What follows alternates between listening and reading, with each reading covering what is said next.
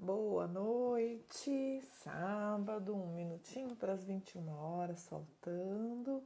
Nós já vamos começar a nossa live.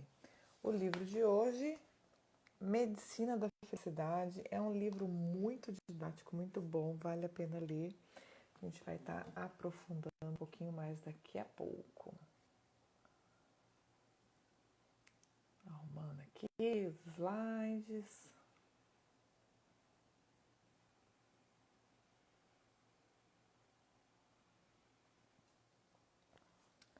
Boa noite. Sejam bem-vindos, já vamos começar.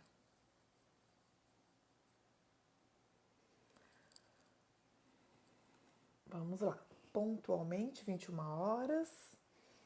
Sejam todos muito bem-vindos. O pessoal vai chegando no meio da live, não tem problema. A gente vai falar da medicina da felicidade. O autor é o Dr. Marcelo Chafransky. É uma honra, porque é um paranaense, assim como eu. Doutor, PhD, ele fez mestrado e doutorado na UFPR. Muita noite, Mônica, seja bem-vinda. E ele é professor hoje adjunto lá da Universidade Federal de Ponta Grossa. Então tem muitas técnicas, muitas partes teóricas de um especialista, né? Então não é uma opinião ou como a gente vem trazendo, sempre obras com esse cunho científico para embasar as nossas reciclagens, as nossas mudanças, para ampliar aí os nossos pensamentos, aquilo que a gente vem fazendo, para que a gente possa ter e manter, né, desenvolver cada vez mais uma vida mais feliz, com qualidade, priorizando aquilo que realmente importa, valorizando alguns contextos, pensando na interassistência, enfim, todos os objetivos que a gente já sabe. Então eu vou entrar no tema, porque eu vou engatar primeiro aqui e vamos. Acho que vai dar para a gente falar tranquilo nessa 1 hora. Esse livro é super didático. Deu tempo de ler já ele, Mônica, ou só deu uma folheada? Ele é super didático, mas ele é muito profundo, porque todas as hipóteses ou os resultados de pesquisas que o Dr. Marcelo traz para nós é embasada, fundamentada em estudos científicos, em publicações científicas, em journal, em revistas científicas, né? Então, todos eles ele traz, óbvio que a gente não vai citar todos, tá? Mas tudo que a gente está falando aqui tem um pano de fundo, um estudo científico. E aí vocês vão ver ao longo do que eu coloquei, eu até coloquei bastante contextos onde os estudos, eles até muitas vezes se confrontam, um não concorda com o outro, então eles... Ai, que bom, Mônica. Deu metade, já leu bastante coisa, né? Mas daqui a pouco você termina. Se quiser contribuir com a live, fica à vontade, tá? E aí, assim, então a gente vai, toda hora eu vou falar referências científicas, estudos científicos, resultado do estudo, porque tudo que ele traz, toda essa gama de informações que ele traz pra gente, ele tem as citações, tá? Tem aqui no livro, de novo, se alguém quiser depois me perguntar, eu passo para vocês, fiquem bem à vontade. E aí eu começo efetivamente a live citando Érico Veríssimo, que é a citação que está no próprio livro. Felicidade é a certeza de que a nossa vida não está passando inutilmente. Não é a primeira vez que nós falamos desse tema, se eu não me engano, acho que é o 3º ou 4º livro com a temática voltada um pouco para a área da felicidade, né, com abordagens diferentes, obviamente, mas é muito interessante a gente perceber como ao longo do tempo a gente vai acrescentando e aprendendo cada vez mais, lembrando que os assuntos não se esgotam, né? Vem novas pesquisas, vem novas informações e isso é muito importante. Eu quero também fazer uma pontuação aqui que eu acho importante, que esse livro ele é de 2012. Então nós estamos falando de 10 anos desatualizado. Eu vou até tive uma ideia hoje, na hora que eu estava no banho, de mandar um e-mail para o Dr. Marcelo para ele fazer uma revisão atualizada com os estudos de 2012 para cá, porque muita coisa certamente já foi atualizada, às vezes mudou, melhorou, então, mas a gente vai respeitar o que está falando, né, o que está escrito no livro, na obra, até porque tudo está fundamentado, e não quer dizer que não funciona mais, mas eu entendo, até pelos livros que a gente já trouxe, que há atualizações em relação a alguns conceitos, algumas definições e algumas conclusões, inclusive, tá bom? E aí, já na introdução, no prefácio, ele traz um tema que ele chama de lições dos últimos dias. Então, alguns aprendizados para embasar essa sequência lógica que ele está trazendo e até as perguntas que a gente traz do livro. Nós não vamos responder todas, mas eu indico que vocês leiam o livro, né? Dinheiro traz felicidade, ser religioso faz de você uma pessoa mais feliz, a segunda-feira é realmente o pior dia da semana, é um dia triste, ser feliz pode ser considerado uma doença, acreditem se quiser, tem estudos sobre isso, já tentaram colocar da ansiedade. Então é algo que já gera ansiedade, né? Essa sensação. Eles fizeram lá um estudo de pessoas que estavam já em estado mais crítico, já, né, provavelmente mais próximos do fim da vida, e aí eles, dentro de uma pesquisa, chegaram-se à conclusão de que o arrependimento é um dos maiores fatores que as pessoas citam e relatam, vamos dizer assim, no seu leito de morte. Boa noite, Vânia, seja bem-vinda. Então, né, um pesquisador, Brown, ele destaca 5 dos mais frequentes motivos que geram essa ansiedade e que resulta nesses arrependimentos. Então, primeiro, ter tido coragem para levar uma vida mais verdadeira em relação a si mesmo e não de acordo com a opinião dos demais. É o primeiro da lista dos arrependimentos que as pessoas no seu leito de morte relatam. Então, né, uma coisa assim, um arrependimento que eles acham que deveriam ter pensado mais em si mesmo, deveriam ter considerado mais os seus valores pessoais, as suas intuições, do que ficar ouvindo a opinião do outro e dançando aí conforme a música ou conforme o que cada um fala, né? O segundo fator é a condição de, eles relatam o desejo de não ter trabalhado tanto. Boa noite, Marcelo, seja bem-vindo. Meu Beck aqui, ó, tá viajando, tá distante, mas que bom que deu tempo de você chegar, meu bem, seja bem-vindo. O segundo que eu estava falando é o desejo de não ter trabalhado tanto. Então, o arrependimento do excesso de trabalho, o que a gente vai falar, acho que mais pro final da live, que ele traz ao longo do livro, mas ele reforça a hora lá né, que tem um capítulo que fala sobre o trabalho. Ele traz essa questão de que assim, a pessoa que só trabalha, ela não tem tempo para fazer as outras coisas. Então é um fator, né? É o segundo da lista dos arrependimentos que as pessoas relatam. Terceiro é a vontade de ter tido mais coragem para expressar os seus sentimentos. Então eles se arrependem de não ter tido, né, essa coragem e não ter expressado todos os seus sentimentos. Quarto, poder ter mantido o contato maior com os amigos, né? Então eles se arrependem de não terem mantido esse contato maior com os amigos. E quinto, ter se permitido ser mais feliz. Em função dessas 4 primeiros, né, motivos, desses 4 primeiros motivos dos arrependimentos e também do que acarreta essas questões que a gente vai falar ao longo da live, ele traz no livro.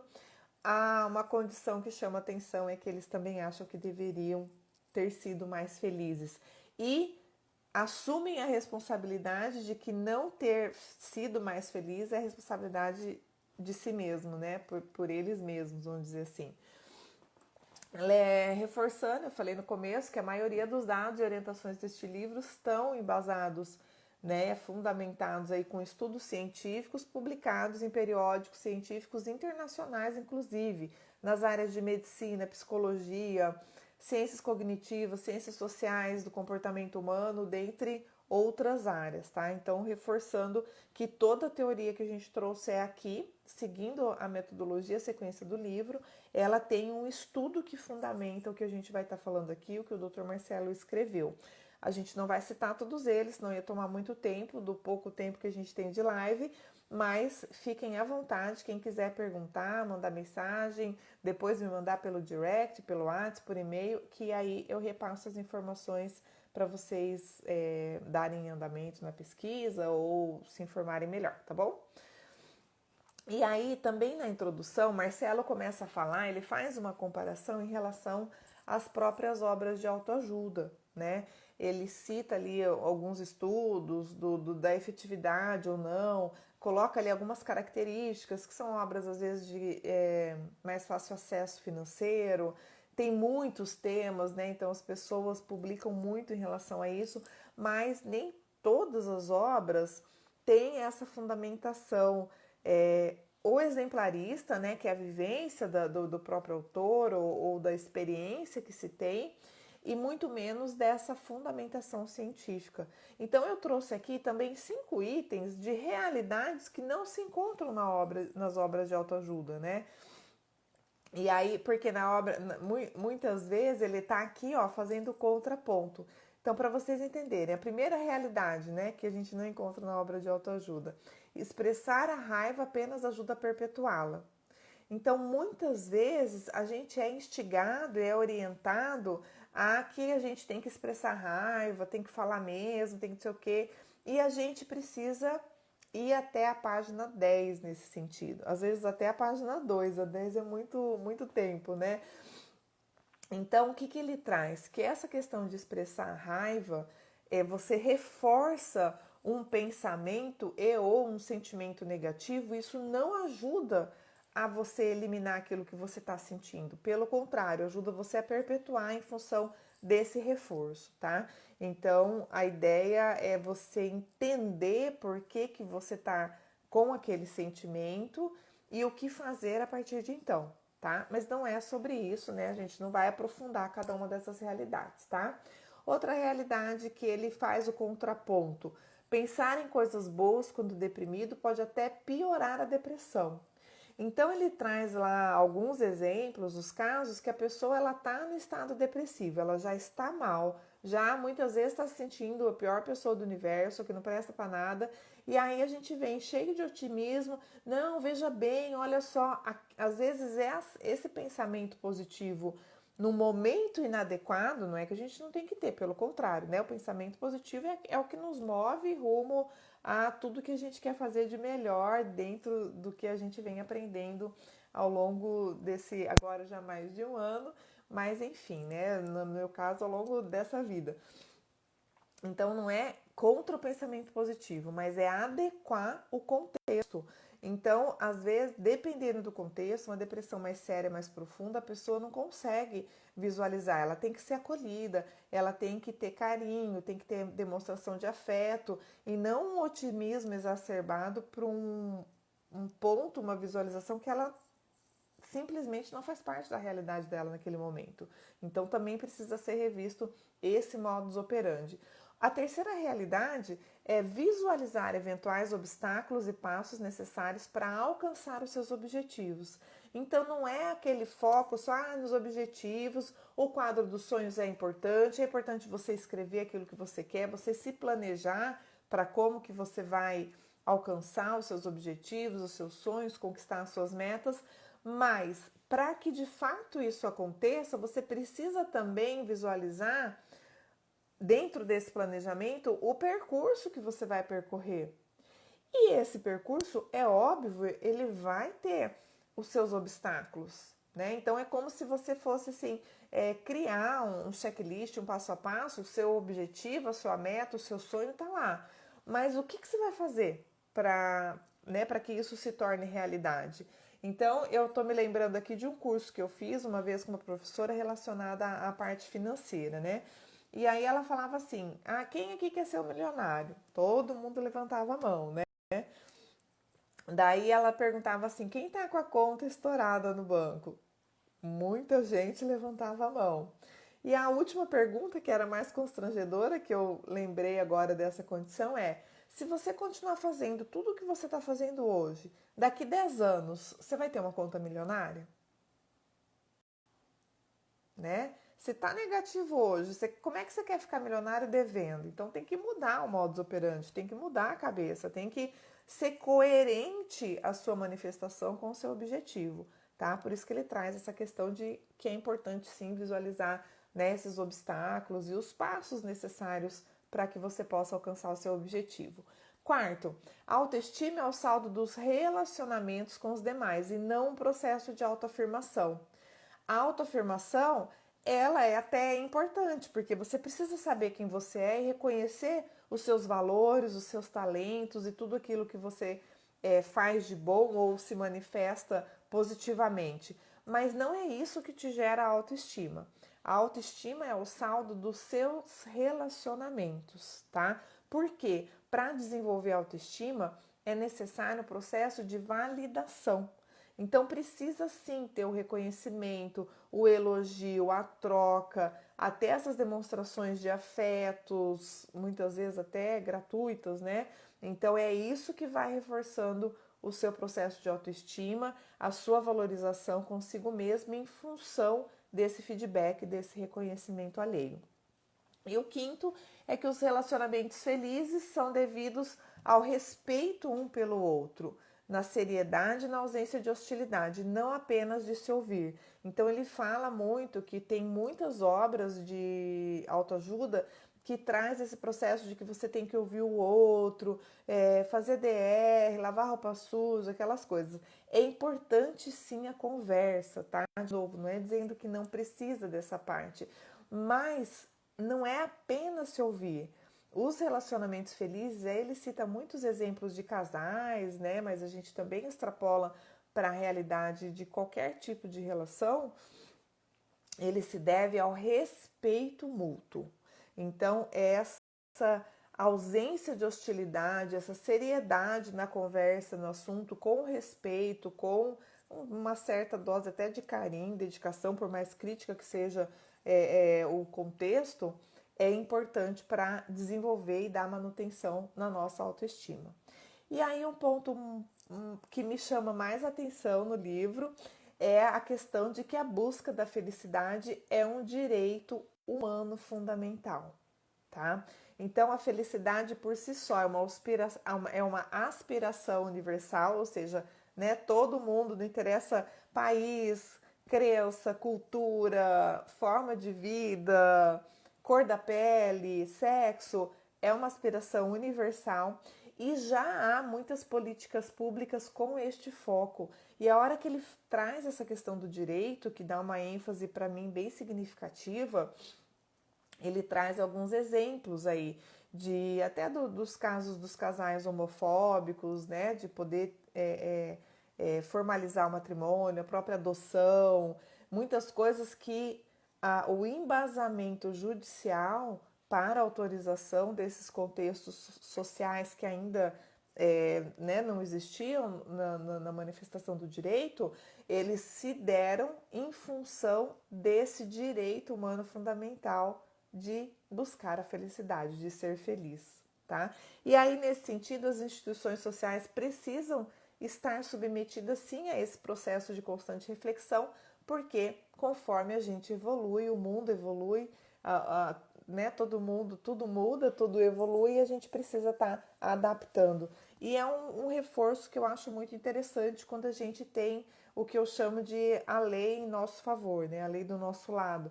Então, me chamou a atenção quando eu li esse livro a primeira vez e agora estudando para poder passar aqui para vocês, eu retomei esse reforço da importância aí da gente lembrar que tentar ser feliz, querer ser feliz e buscar a felicidade é sim nosso direito, tá?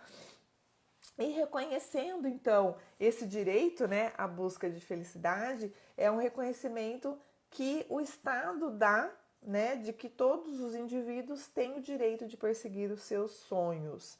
Então, é dever do Estado, obrigação do Estado facilitar e promover a felicidade dos indivíduos.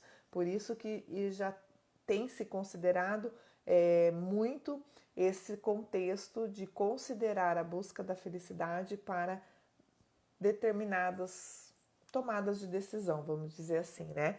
Então, a felicidade, enquanto objetivo a ser conquistado pelos indivíduos, reflete-se igualmente nas instituições familiares, e aí a gente expande, ele traz no livro em relação a todas as relações de afeto, né? Então, assim, a gente tem que pensar, você está num trabalho, você está bem ali, você gosta de trabalhar, a gente vai falar um pouquinho mais também de trabalho mais pra frente, entendeu? Boa noite, Doro, seja bem-vinda. Então, assim, em todas as relações, instituições familiares, instituições empresariais, instituições educacionais, né? A gente precisa considerar esse objetivo a ser conquistado, que é a felicidade, e as nossas relações de afeto. A busca pela felicidade como finalidade natural da vida humana. É uma citação de uma frase aqui que ele traz no livro. E direito à busca da felicidade tornou-se uma ideia que deriva do princípio essencial da dignidade da pessoa humana. Olha só, a gente não está falando só, né, de curtição, de curtir a vida, de como é que eu posso dizer, de facilidades ou de faltas de responsabilidade tal. Não, pelo contrário. A gente está falando que em tudo a gente pode e deve buscar a felicidade enquanto pano de fundo ou enquanto resultado do que a gente está falando.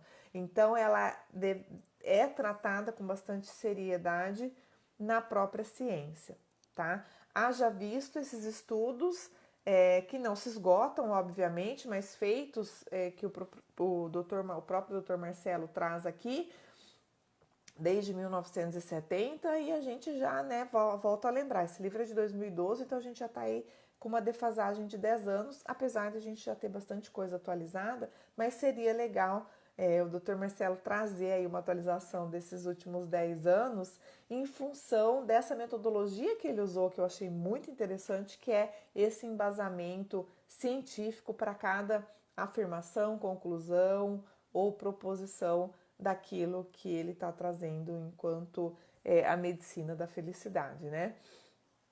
E aí a gente tem a felicidade, ele traz lá alguns termos de sinônimos, né? De citações e de palavras e de frases que as pessoas usam enquanto sinônimo da felicidade, tá?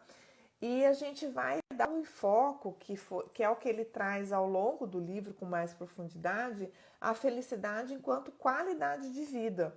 E aí a gente tem dois componentes principais, o bem-estar objetivo e o bem-estar subjetivo. Isso é bem importante, a gente vai falar principalmente do subjetivo, mas né, daqui a pouco, mais para frente, tá?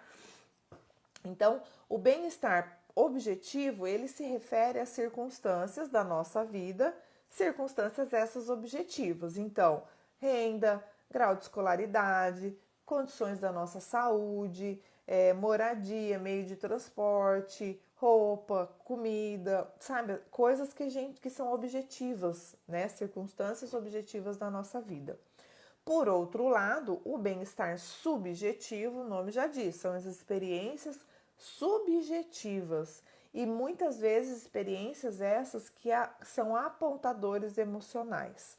Então, são experiências que trazem para nós uma avaliação a respeito da satisfação com a vida, composto muitas vezes por 4 elementos primordiais: as emoções prazerosas, as emoções desagradáveis, a avaliação da vida como um todo, tá tudo bem, tá tudo mal, tá tudo mais ou menos, e a satisfação em alguns domínios. O que ele chama de domínios? Alguns contextos específicos, a exemplo de casamento, da própria saúde, lazer, dentre outros, tá? Que ele considera aqui como um bem-estar subjetivo.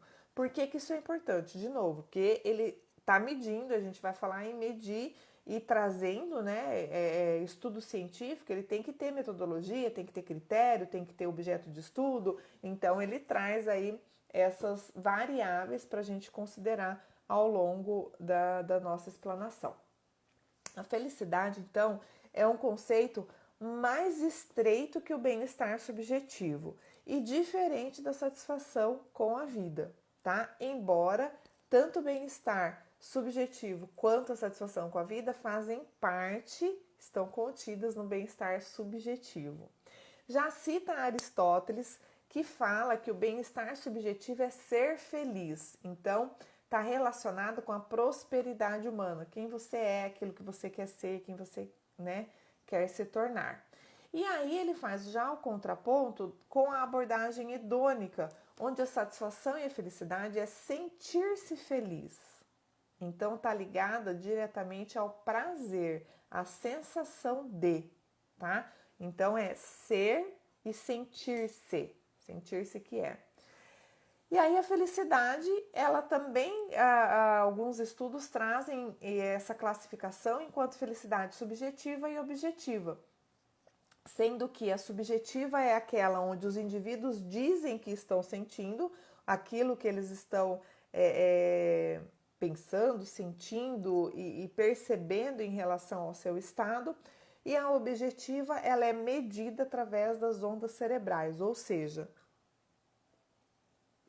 existem exames laboratoriais, existem no livro, até ele fala dos neurotransmissores, a gente vai falar um pouquinho, mas muito superficial, vale a pena ler, e né, outras obras também falam sobre isso. Então essa condição aí de rede sináptica, das fendas, né, dos traumas, dos cortes, da comunicação entre os hormônios, esses neurotransmissores, então tudo isso é o que pode, o que ajuda a medir a felicidade objetiva. Por que a gente traz isso? Porque nos estudos eles usam as duas metodologias, tá?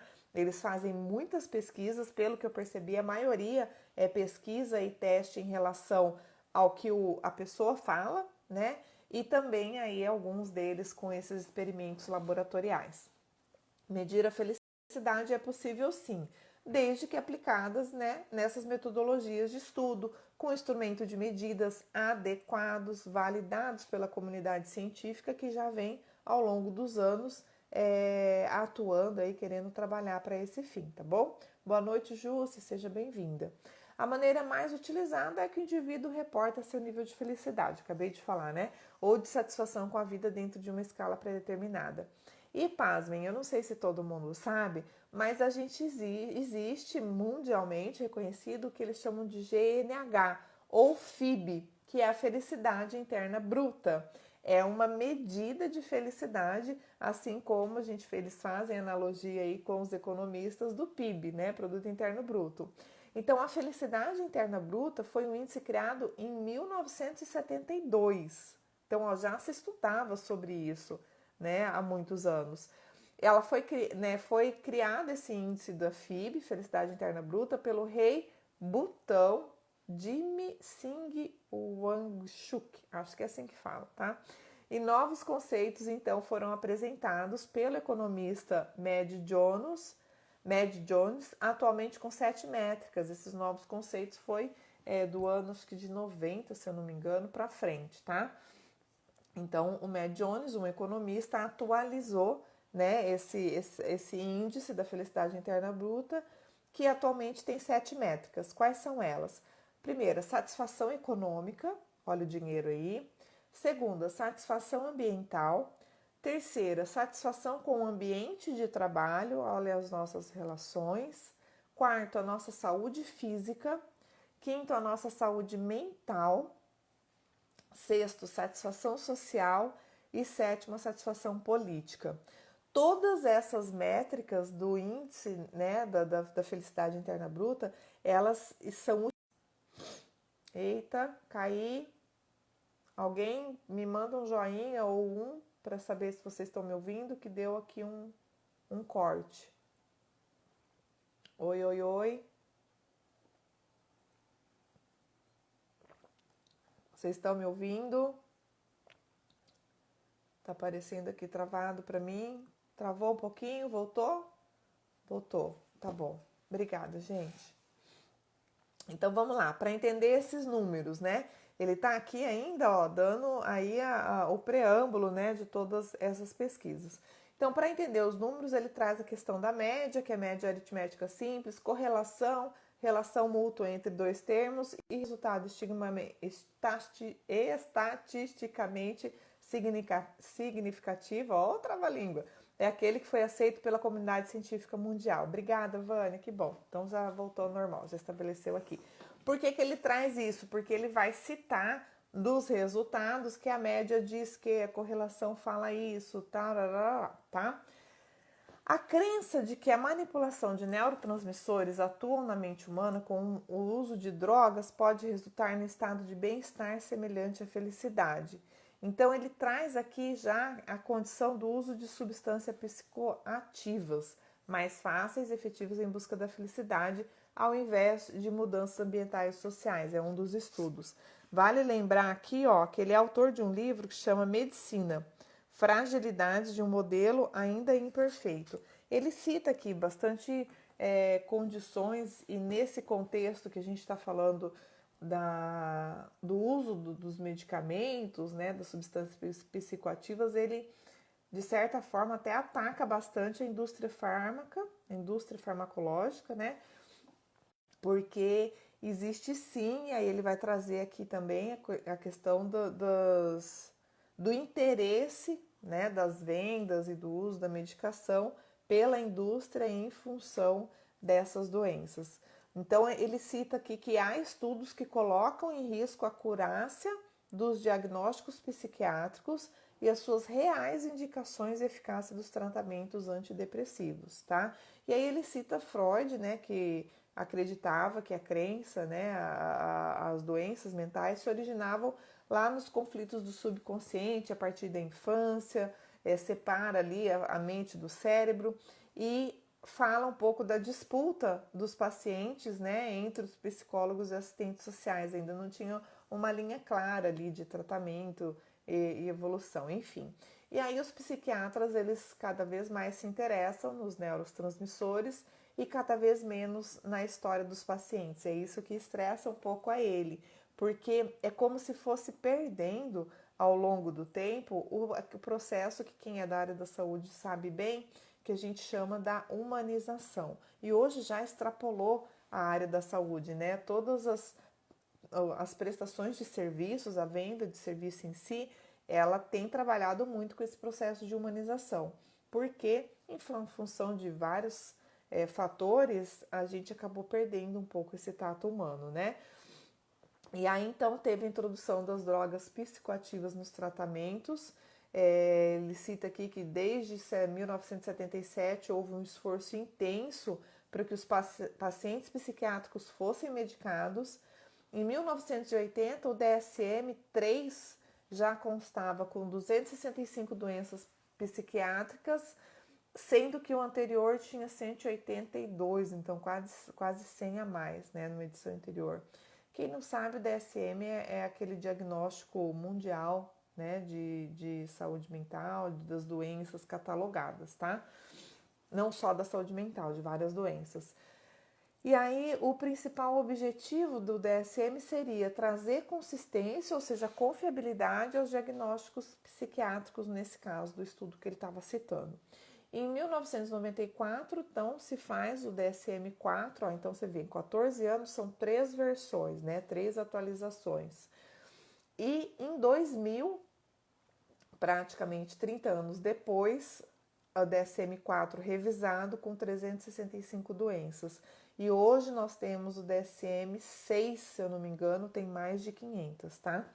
Em 2010 surge outro objetivo. Então, o objetivo inicial do DSM era trazer essa consistência e confiabilidade nos diagnósticos. Em 2010, ele já cogita e traz alguns estudos onde o objetivo era encaixar os pacientes nos tratamentos farmacológicos que se tornavam cada vez mais disponíveis. E aí começa a briga da indústria farmacêutica, né? Em algumas seções do livro sobre esquizofrenia, distúrbios de humor, por exemplo, 95% dos autores têm relação com a indústria farmacêutica produtora dos medicamentos psiquiátricos deste tema. Então é grave, e eu penso que um PhD não faria uma acusação desse nível de gravidade se não fosse realidade, inclusive porque ele está embasando aqui os próprios estudos que sustentavam a essa época, o modus operandi da psiquiatria, principalmente nos Estados Unidos, que é o estudo que embasou essa citação especificamente, tá? Boa noite, Fátima, seja bem-vinda. Então, os 3 pilares inadequados, tá? Excesso de diagnóstico sem fundamento científico sólido, exagero no uso de medicamentos cujas escolhas são ditadas pelos laboratórios produtores das drogas, e aí entra a máfia, né, da indústria farmacêutica, e a presença de conflitos de interesse entre os médicos e a indústria farmacêutica, tá? Então, ele cita aí, assim, é bem extenso. O livro em si, ele é pequenininho, ele é fininho, mas é extenso e profundo conforme ele vai exemplificando e trazendo os estudos que embasam o que ele está dizendo, tá? Em 2010, 3 dos 20 medicamentos líderes de venda pertenciam aos antidepressivos, também isso nos Estados Unidos, tá? Aí existiu muita briga entre os médicos, os psiquiatras e a indústria farmacêutica. Há acusações e afirmações de antidepressivos classificados enquanto placebos, né? Ou seja, inerte, como ele chama, sem a atuação, sem a química em si, sendo muitas vezes caros, perigosos e gerando esses efeitos colaterais adversos, né? Por outro lado, os defensores falam que ao inibir a recaptação dos neurotransmissores, principalmente a serotonina e a noradrenalina, e essa comunicação, né, efetiva, onde tinha uma venda, aquilo passa, essa rede sináptica passa a se reconectar, e isso resultaria num melhor quadro depressivo. Esses defensores da época já foram em muitos estudos atuais. E aí eu falo do período aí de 2017, 2020, que eu estudei um pouco essa condição da psiquiatria, que isso tem se confirmado, né? Então, alguns medicamentos ajudam sim nesse processo da reconstrução da rede sináptica ou da comunicação dos neurotransmissores para que resultasse essa melhora dos quadros depressivos, tá bom? Oi, Rê, boa noite, Inês, sejam bem-vindas. Então, ele traz no livro, até 2012, que foi a publicação, essa teoria não havia sido comprovada cientificamente, mas a falha na comunicação entre os neurônios é argumento usado para facilitar a compreensão do paciente e muitas vezes até para convencê-lo a utilizar as drogas, os fármacos e os antidepressivos, o que a gente sabe hoje que já há confirmação científica em relação a esse processo e a esses resultados, tá? O que é ponto comum entre todos os pesquisadores, devido ao alto índice de suicídios, a depressão deve sim ser tratada, né, tanto certo ou tanto errado, sendo ou não sendo, que seja tratada para que a gente possa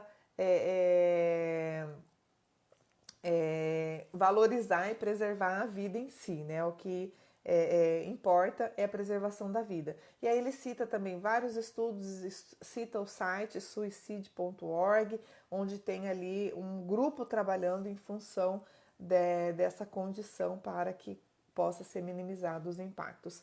A saúde mental depende muito mais dos fatores humanos, das ações pessoais, do ambiente em que passa a maior parte do tempo, dos relacionamentos, de colocar em prática tudo o que se pode fazer para tentar tornar a vida mais feliz. Então, claro, já existe um caso orgânico confirmado, como a gente tem visto aí os processos de depressão, síndrome do pânico, estresse crônico, tem vários contextos, né? Principalmente com a pandemia, a gente acabou experimentando e vivenciando que pode sim ter esse efeito orgânico e aí é necessário sim o uso desses medicamentos. Mas até que chegue nesse ponto, o ideal é que a gente conseguisse trabalhar com essa questão dos fatores humanos, inclusive com esse foco na própria busca da felicidade, para a gente ter uma vida melhor e mais feliz. E aí, com esse processo, né, do próprio ambiente, dos posicionamentos, a gente provavelmente teria menos possibilidades de chegar num contexto mais grave da própria depressão ou outras doenças, tá? Em 1992, um pesquisador propôs... Voltei, vocês estão me ouvindo, me vendo? De novo aí, se alguém puder me dar um ok. Eita, a internet resolveu aqui dar um pânico no sistema.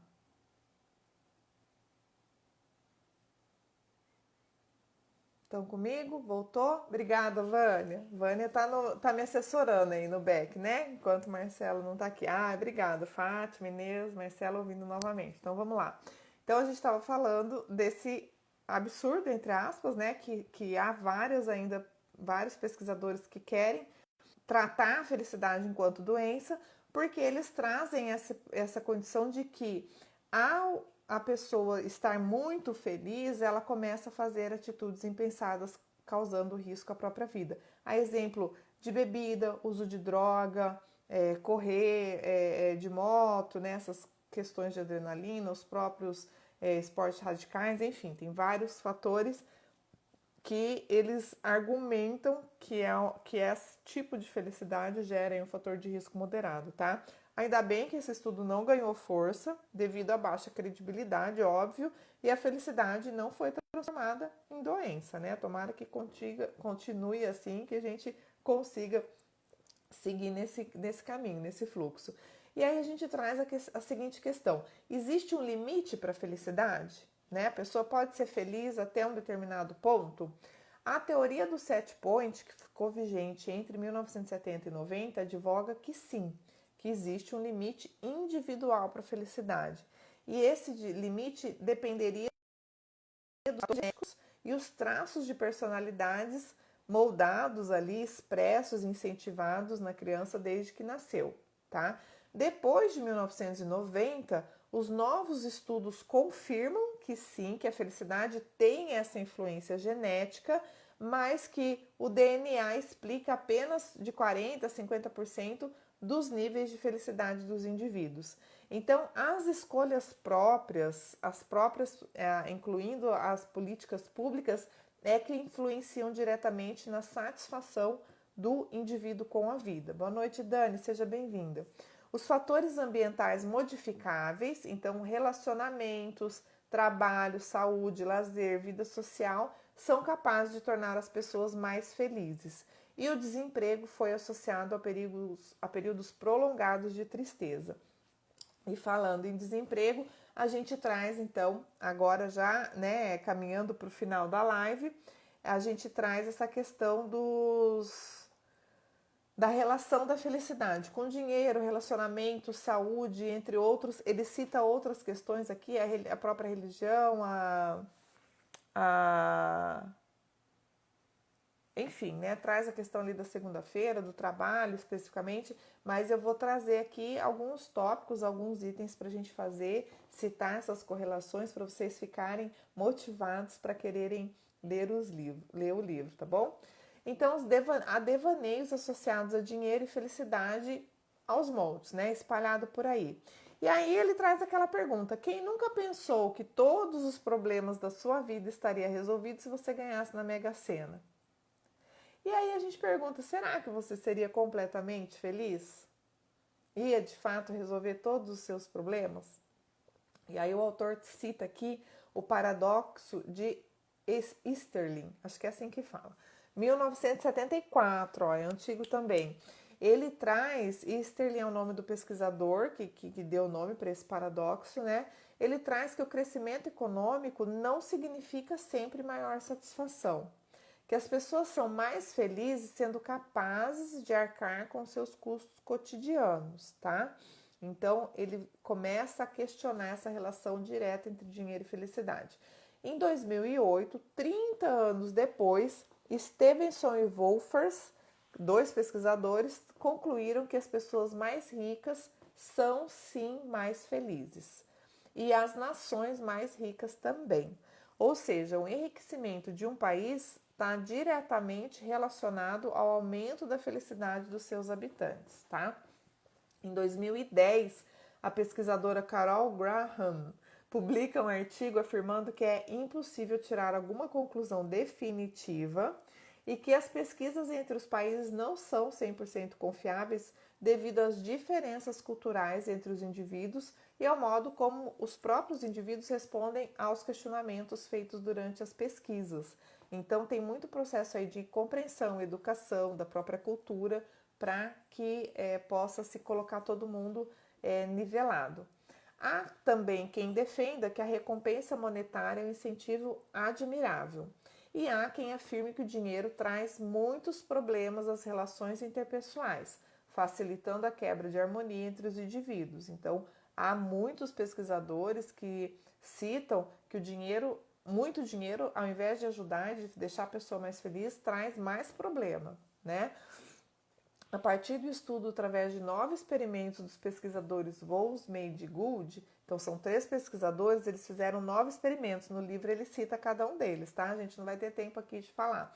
Mas esse estudo confirma-se a hipótese de que o dinheiro tende a trazer um estado de autossuficiência.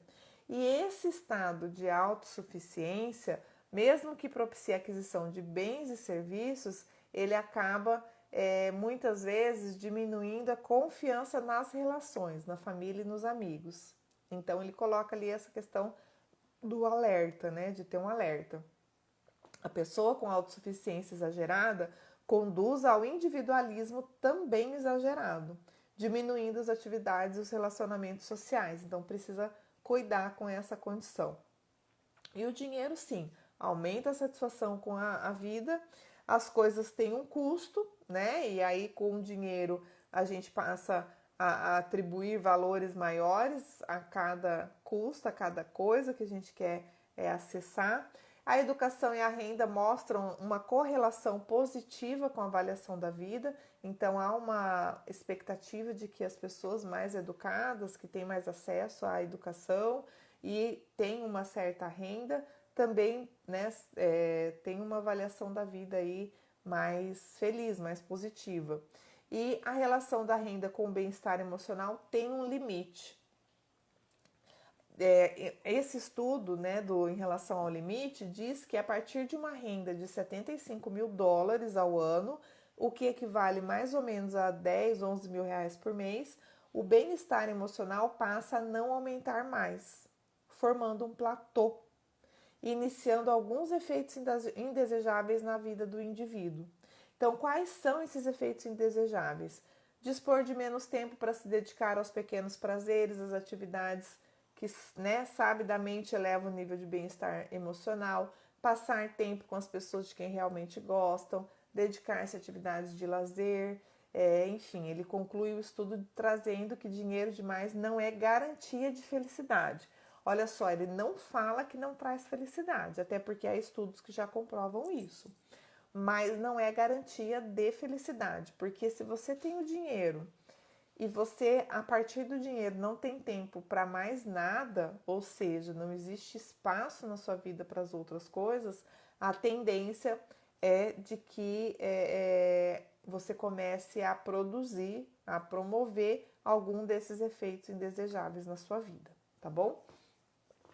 Não há correlação dos gastos pessoais com a felicidade, mas há relações diretas dos gastos pró-sociais. Essa parte é bem interessante também. Ele cita aqui vários estudos e vários exemplos que o que ele chama de gasto pró-social? São os presentes para as outras pessoas, para terceiros e doações de caridade, tá? Eles colocam que os gastos pró-sociais, ou seja, o dinheiro nosso que a gente gasta para presentear alguém ou para doar, ele tem uma correlação direta com níveis maiores de felicidade. O direcionamento de dinheiro em prol dos demais parece ser mais importante no sentido de tornar a pessoa mais feliz do que consumir o dinheiro em benefício próprio. Olha que interessante. E aí tem vários estudos que ele inclusive constatam que a generosidade eleva significativamente os níveis de felicidade. E a gente ouve muito isso, né, em vários contextos, que essa condição da troca, da gratidão da interassistência em si, né, que eu falei no começo, tende a gente de fato ficar cada vez melhor e mais feliz. E muitas vezes é o que nos sustenta, né, em períodos de dificuldade. A gente lembrar daquilo que a gente pode, precisa e tem por fazer. E aí ele também tem essa constatação de que muito dinheiro não traz felicidade, o que corrobora, segundo os estudos, pela assustadora taxa de suicídios. Ele cita de novo, né, aquela condição lá, observada inclusive entre milionários e bilionários.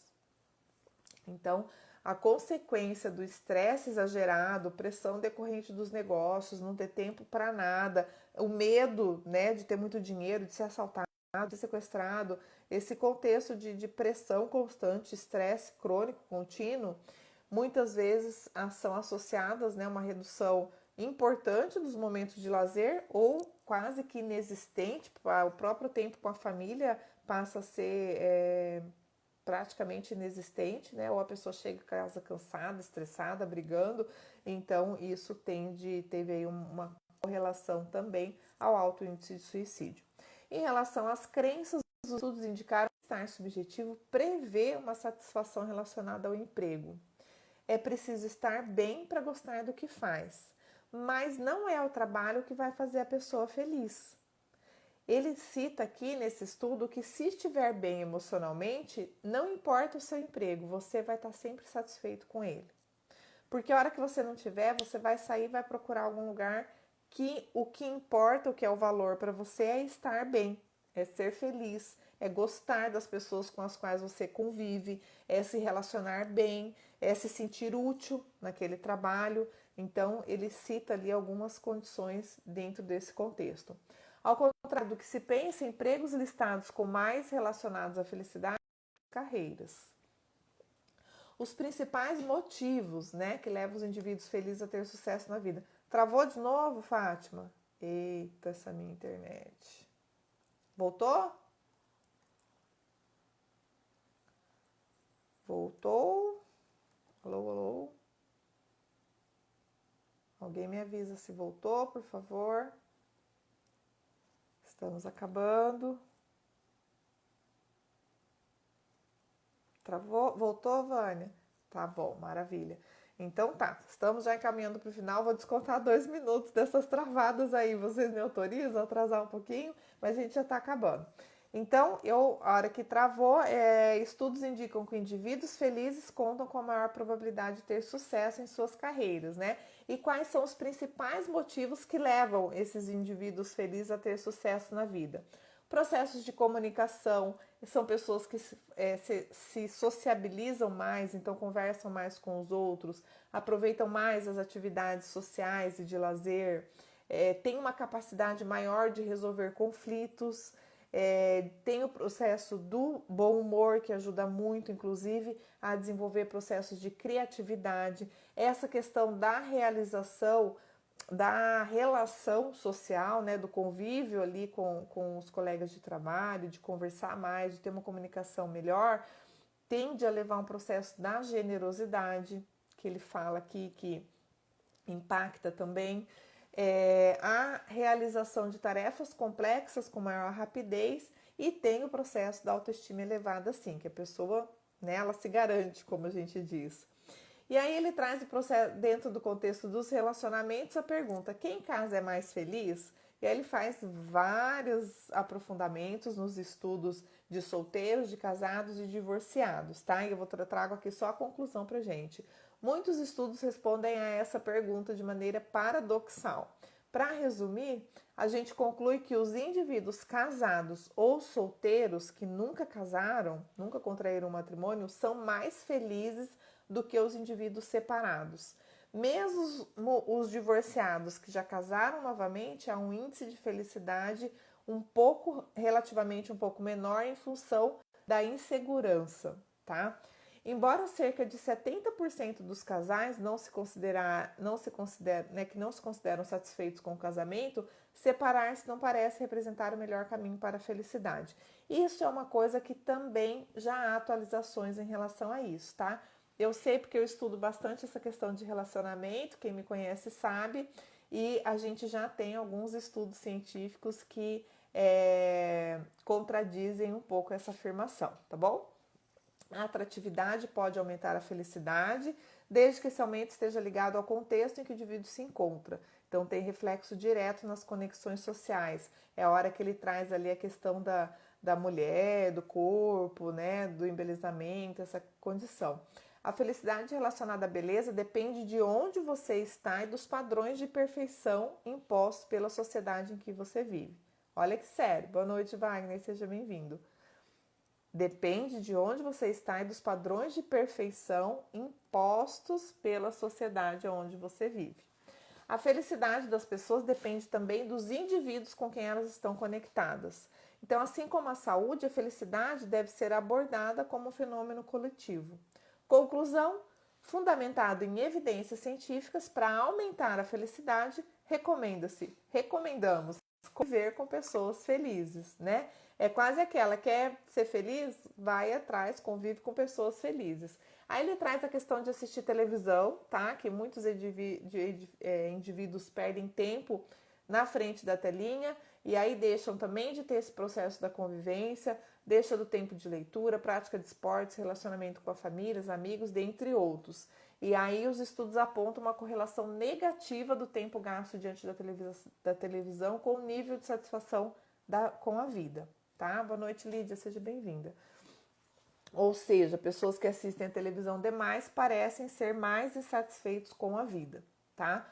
A prática da gratidão alimenta positivamente outras emoções positivas do indivíduo. Isso ocorre inconscientemente através de uma retroalimentação positiva nas emoções positivas. Algo é o que ele chama aqui de espiral ascendente, tá? Então a gratidão está no topo e ela retroalimenta, gira todo esse sistema das emoções positivas. Muitas vezes revelar os traumas, mesmo de maneira confidencial, escrita para uma pessoa da sua confiança, que influenciam positivamente a sua saúde. Ou seja, tem um processo da felicidade, desses sentimentos, dessa satisfação que atua com o nosso processo orgânico. Comprovadamente, gargalhar, uma das manifestações da felicidade, faz bem às defesas do organismo. Então, optar por emoções agradáveis, por mais difícil que possa parecer em determinados contextos, além de integrar o que ele chama de corpo e mente, representa como os sentimentos podem influenciar diretamente a saúde. E essa influência, ela está cientificamente comprovada, tá? Inclusive nos tempos atuais. Obrigada, Wagner. Obrigada, que bom que você está gostando. Contato próximo e caloroso com os amigos e com as pessoas amadas torna as pessoas mais calmas. Abraços e beijos nas pessoas amadas causam sensação subjetiva de felicidade e parecem ser capazes de reduzir manifestações orgânicas de estresse. Ou seja, gente, o que vale muito a pena? A gente prestar atenção ao nosso meio, ao nosso convívio, né? Lembrando que a recomendação é a gente conviver com pessoas felizes, tá? Como se tornar mais feliz em alguns segundos, já na conclusão ele fala para a gente escrever como seria a nossa vida caso algum fato que a gente julga positivo não tivesse acontecido. Então assim, ó, eu escrevi aqui, se eu não tivesse encontrado o meu parceiro, Marcelo, na minha vida, o que teria acontecido? O que eu deixaria de ter feito? O que eu teria perdido? Tá? Se eu não tivesse feito faculdade, eu não teria conhecido tal lugar, tal pessoa, Então, para a gente se lembrar e valorizar o que a gente já vivenciou e esses momentos de felicidades, né? E aí eu finalizo com uma frase: felicidade não apresenta um mero objeto de desejo, não, ou uma fantasiosa regalia. É sim direito de todos os indivíduos, um bem maior cuja busca deve ser diária e constante, tá? Aí a gente tem aqui algumas citações de livros, Ciência da Felicidade, dentre outros.